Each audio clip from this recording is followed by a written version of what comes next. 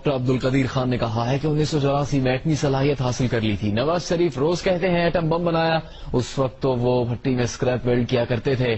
انہوں نے بات اسلام آباد میں نیوز کانفرنس میں کہی. یہ سب آج کل بہت کہتے پھرتے ہیں، دعوے کرتے ہیں کہ جی میں نے ایٹم بم بنایا. جب ہم نے ایٹم بم بنا لیا تھا اس وقت یہ بھٹی میں اسکریپ ویلڈ کرتے تھے. آپ اعظم ظفر صاحب سے پوچھ لیجیے کیا پوری این جی او کس نے بنایا. نواز شریف صاحب تو پٹاخہ بھی نہیں پھوڑ سکتے تھے، اور نہ پھوڑنے کے قابل ہیں، اور بھٹو صاحب گھاس کھا کے بھی بم نہیں بنا سکتے تھے. بنایا ہمارے رفقا کار، اور ہم نے اپنی جانیں قربان کر کے، اپنی فیملی لائف قربان کر کے، اور تھوڑا بھی سائنٹسٹ اور انجینئر ہیں. انہوں نے کیا کیا؟ ان میں تو یہ ہو یا کوئی اور ہو، ان میں تو اتنی بھی صلاحیت نہیں تھی کہ جب میزائل فائر ہوئی، اتنا بڑا وہ کارنامہ تھا پاکستان کے لیے، بیلسٹک میزائل غوری فرائی، تو بھی کوئی نہیں آیا کھڑ ہو کے دیکھتا. اور جب نیوکلیئر ایکسپلوژن ہوئی تو بھی کچھ، حالانکہ اتنا اہم معاملہ تھا، ملک پار بنا تھا، جہاز میں بیٹھ کے آتے، آدھے گھنٹے کا کام تھا، لیکن ضرورت نہیں ہوئی کہ آ کر دیکھتے. تو یہ بات سب اپنی وہ لینے لگتے ہیں، کریڈٹ لینے لگتے ہیں، بہادری دکھانے لگتے ہیں.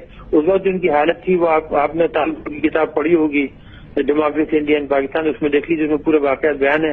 اور ہمارے گور ایوب صاحب سے کیجیے گا، شمشاد. ہم میڈیا کے باسز کو بلایا اور ان سے سوال جواب کیے کہ ٹیسٹ ہونا چاہیے کہ نہیں، اور اس میں لگتا یہ تھا کہ وہ چاہتے تھے کہ یہ کہیں نہیں ہونا چاہیے.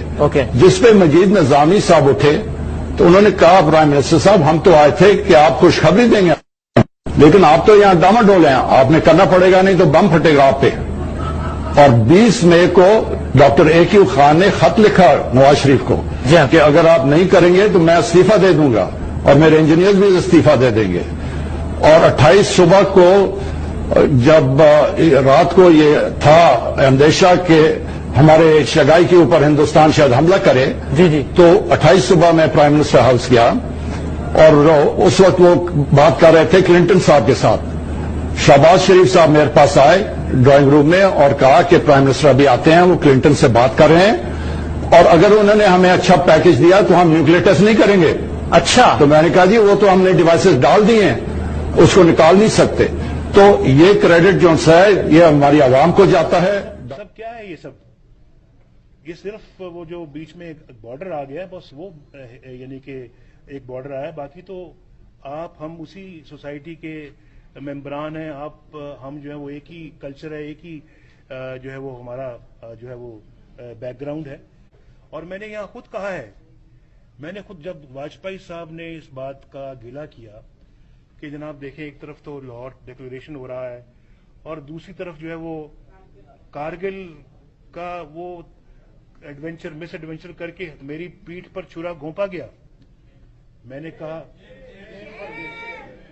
اور میں نے کہا بالکل واجپئی صاحب ٹھیک کہتے ہیں، ان کی پیٹھ میں چھرا واقعتاً گھونپا گیا. اگر میں ان کی جگہ ہوتا میں بھی یہی بات کرتا کہ یہ بالکل یعنی کہ ایک جو ہے وہ پیٹھ میں چھرا گھونپنے والی بات ہے.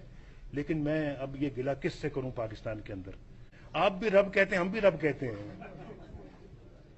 جس رب کو آپ رب کہتے ہیں ہم بھی اس کو رب کہتے ہیں، جس کو آپ رب کہتے ہیں ہم بھی اسی کو رب کہتے ہیں، جس کو آپ پوچھتے ہیں رب کو، اس کو ہم بھی پوچھتے ہیں. امتیاز صاحب ایک دفعہ پھر آپ کا شکریہ ادا کرنا چاہتا ہوں. آپ نے مجھے بلایا، ایک باتیں تھی کچھ جو دل سے نکلی ہیں، یہ دل صرف زبان سے نہیں بلکہ دل. اس قبول نامے کا ذکر کیا گیا. پینل ڈسکشن میں بتایا گیا کہ ایک جن سبھا میں نواز شریف نے یہ بات کہی تھی. جب واجپئی صاحب نے اس بات کا گلہ کیا کہ جناب دیکھیں کارگل کا وہ مس ایڈونچر کر کے میری پیٹھ پر چھرا گھونپا گیا، میں نے کہا بالکل واجپئی صاحب ٹھیک کہتے ہیں، ان کی پیٹھ میں چھرا واقعتاً گھونپا گیا. اگر میں ان کی جگہ ہوتا میں بھی یہی بات کرتا. نواز شریف کو یہ غلطی ماننے میں 17 سال لگ گئے، لیکن سوال یہ کہ کہیں کرگل پر یہ